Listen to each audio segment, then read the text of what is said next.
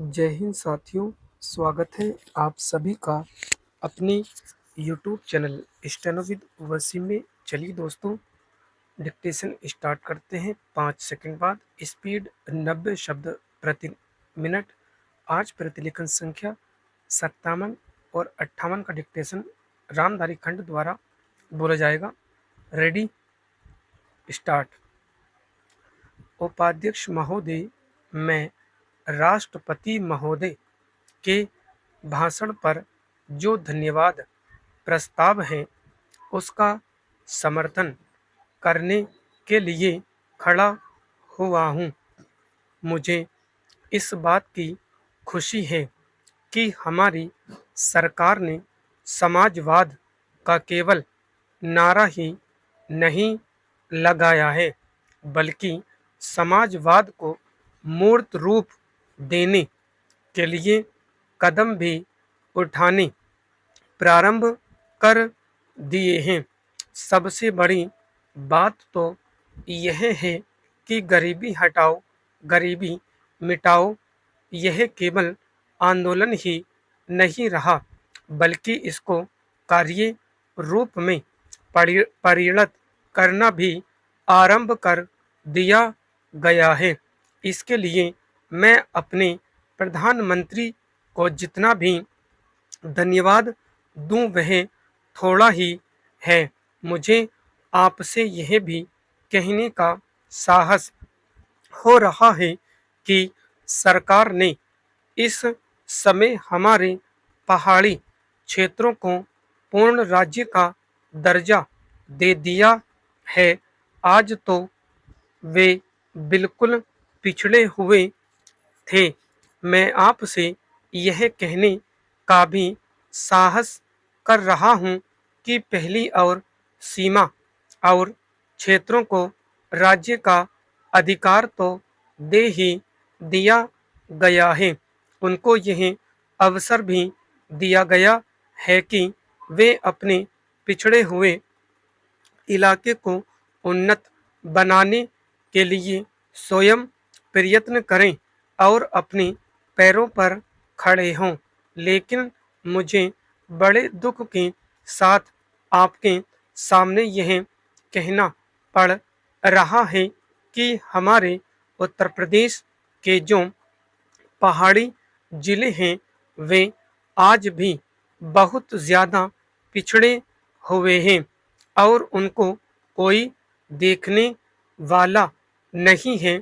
मैं सरकार का ध्यान इस बात की ओर दिलाना चाहता हूं कि कुछ दशक पहले इसी दिल्ली में पहाड़ी इलाकों के सैकड़ों भूमिहीन किसानों का एक बहुत बड़ा जुलूस निकला था और उन्हें हमारे राष्ट्रपति ने आश्वासन दिया कि उनकी भूमि समस्या हल करने के लिए वे उत्तर प्रदेश की सरकार को लिख रहे हैं। लेकिन आपको सुनकर आश्चर्य होगा कि कई वर्ष बीत गए हैं, किंतु एक चप्पा भूमि भी किसी भूमिहीन को आज तक नहीं दी गई है।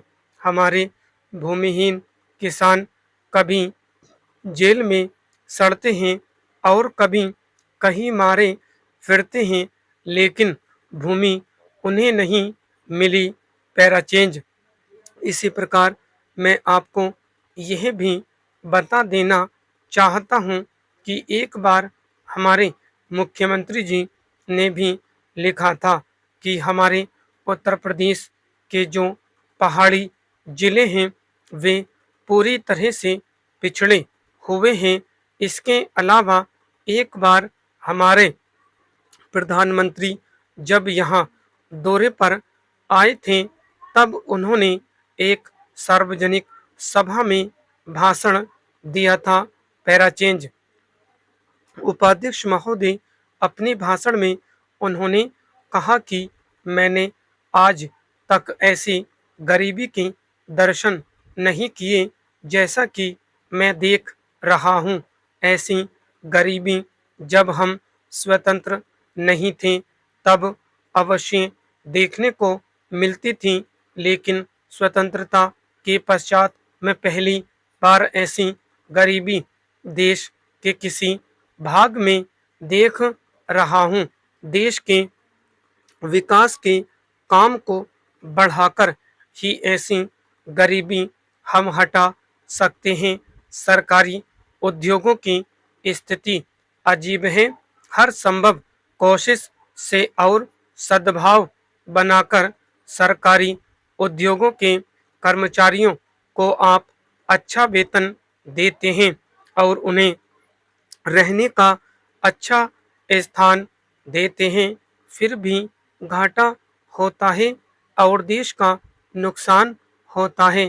कारण क्या है? कारण यह है कि आपकी औद्योगिक नीति गलत है और जो रुपया आपके पास है उसको भी आवश्यक काम के लिए खर्च नहीं कर रहे हैं।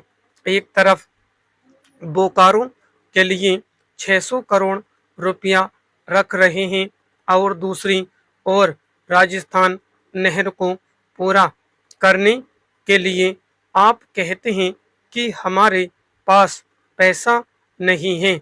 एक और महाराष्ट्र के अंदर आप नई चीनी मिलें खोल रहे हैं और दूसरी ओर उत्तर प्रदेश और बिहार के अंदर कारखाने बंद हो रहे हैं या जो उनकी क्षमता है उस पर पूरे तौर पर काम नहीं कर रहे हैं।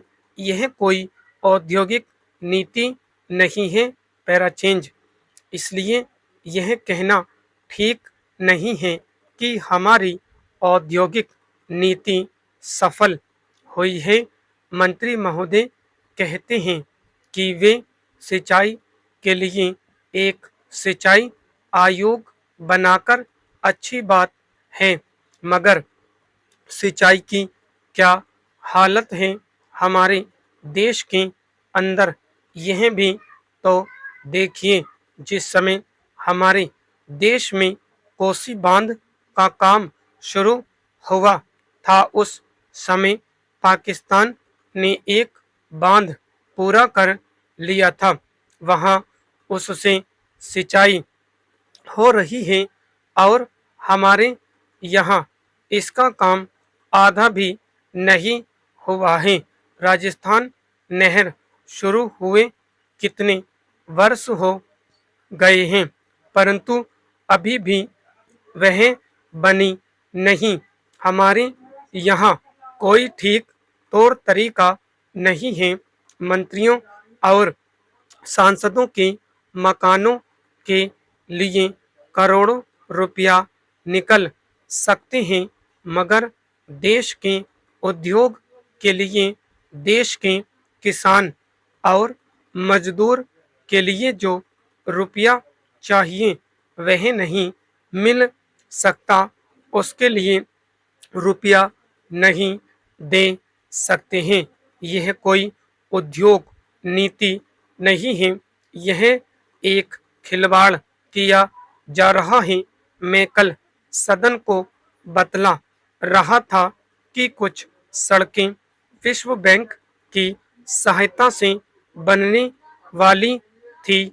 स्टॉप। दोस्तों, डिक्टेशन पसंद आए तो लाइक शेयर और सब्सक्राइब करें ताकि सभी तक नोटिफिकेशन पहुंच सके। आप मेरे Telegram group steno with Wasim search करके जुड़ सकते हैं। वहां पर आपको महत्वपूर्ण शब्दों की आउटलाइन डेली दी जाती है। धन्यवाद दोस्तों।